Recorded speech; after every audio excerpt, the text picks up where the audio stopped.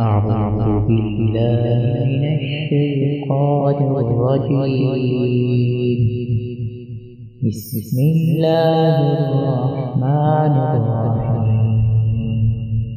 الطلاق مرتان فإمساك بمعروف أو تسريح بإحسان ولا يحل لكم أن تأخذوا مما آتيتموهن شيئا إلا أن يخافا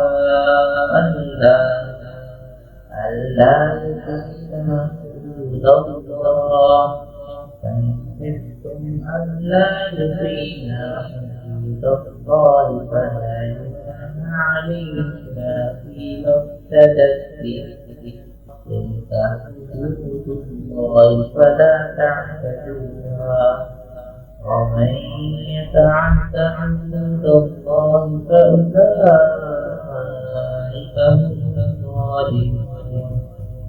فإن طلقها فلا تحل له من بعد حتى تنكح زوجا غيره فإن طلقها فلا جناح عليهما أن يتراجعا إن ظنا أن يقيما حدود الله وتلك حدود الله يبينها لقوم يعلمون.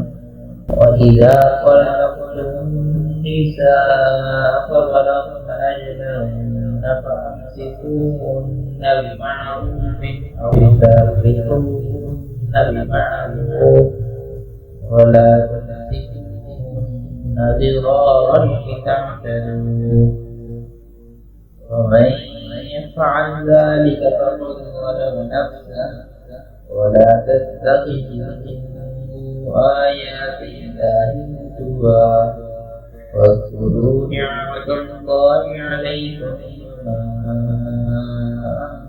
أنزل عليكم من الكتاب والحكمة يعظكم به واتقوا الله واعلموا